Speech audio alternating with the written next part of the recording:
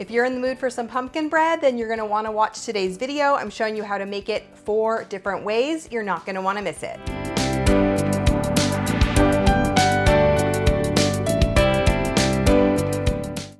Hey everyone, it's Dorothy with crazyforcrust.com and welcome back to my kitchen. I'm showing you 4 different ways to make my easy pumpkin bread recipe today. It's soft and moist and it's the perfect, easy, quick bread recipe. You can freeze it, it lasts for a while, great for gifting. It's the perfect recipe. For more delicious desserts and easy recipes, be sure to subscribe to my channel. Now let's get in the kitchen. First off, we're gonna make the classic, easy, plain pumpkin bread recipe.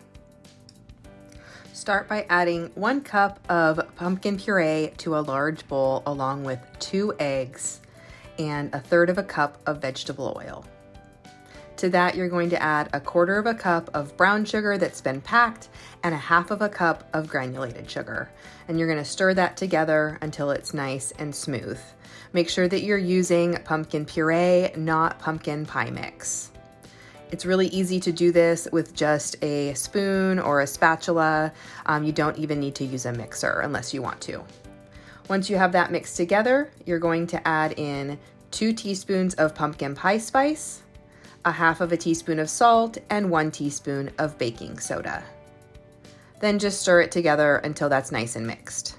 This really is a really simple 1 bowl recipe. Next, we're gonna add 2 cups of all-purpose flour, make sure that it's measured correctly. And then we're gonna add in 1/3 cup of buttermilk. Now, if you don't have buttermilk, you can make your own by adding about 1/2 teaspoon of lemon juice or vinegar to your milk in a measuring cup and then filling it up to 1/3 cup. Let that sit for a few minutes and then you have buttermilk. Then stir that all together until it's nice and smooth.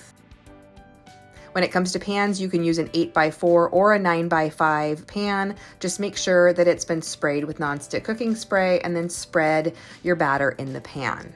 For this plain pumpkin bread recipe, we're gonna jazz it up by sprinkling it with some cinnamon sugar. So I've stirred together 2 tablespoons of granulated sugar with a teaspoon of ground cinnamon, and I'm just going to sprinkle that all over the top of the bread. And then you'll bake it at 350 for about 40 to 50 minutes until a toothpick comes out clean from the center. Now, if you want to jazz up your pumpkin bread a little bit, let's add some chocolate chips. I love how easy it is to make a nice chocolatey pumpkin bread with those gooey chocolate chips. It's so good, that combination of pumpkin and chocolate. I've just added 1.5 cups of chocolate chips to my batter. I'm stirring that in. You can use any kind of chocolate chips that you like or a combination of different chips. Again, make sure that you spray your pan with nonstick cooking spray. I love using the kind that has flour in it because it makes for a really quick release. Spread your batter into the prepared pan. And then what I like to do is drop a few more chocolate chips on the top of the batter just to make sure that it's nice and gooey on the top. To test the bread for doneness, just push a toothpick into the center crack. It'll take about 40 to 50 minutes for each of these bread recipes. The next version is a little bit out there, but don't knock it till you try it. We're gonna add chopped peanut butter cups to the bread. So you can use chopped miniature cups, you can use those little mini ones that come in the package already unwrapped. But peanut butter and pumpkin, I know it sounds weird, but I promise the combination is really good. The chocolate, the peanut butter, and the pumpkin flavor go really well together. I'm just adding 1.5 cups of those peanut butter cups. I'm using the minis that I didn't have to unwrap. And last but not least, I'm showing you how to make a simple maple frosting for the pumpkin bread. It's really simple. Any of my frosting recipes would be fantastic, but this maple glaze, oh, the maple and pumpkin, they are a match made in heaven. To make the maple glaze, just mix 3 tablespoons of melted butter with a cup of powdered sugar. I'm adding a teaspoon of vanilla extract, and I'm gonna add 1/2 teaspoon of maple extract.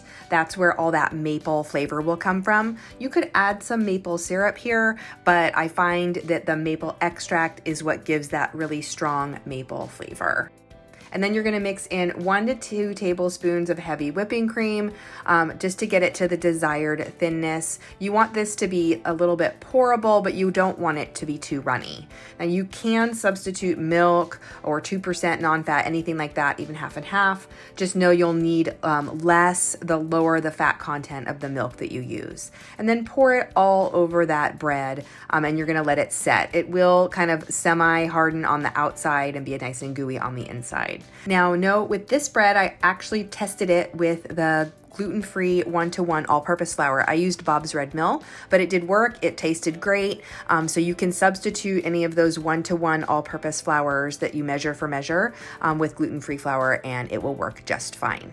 And I totally forgot that I also made muffins out of this recipe. It's super simple, makes about a dozen muffins. Just scoop those into muffin cups and bake them. They will bake at less time for about 15 to 20 minutes until a toothpick comes out clean.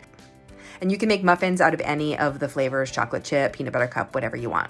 And that's it. That is how easy it is to make pumpkin bread, a bunch of different ways. I know that you are going to love this bread. It freezes great, it's soft and it's moist. It's great for gifting. Leave me a comment and let me know what your favorite version is going to be, and keep watching for even more desserts.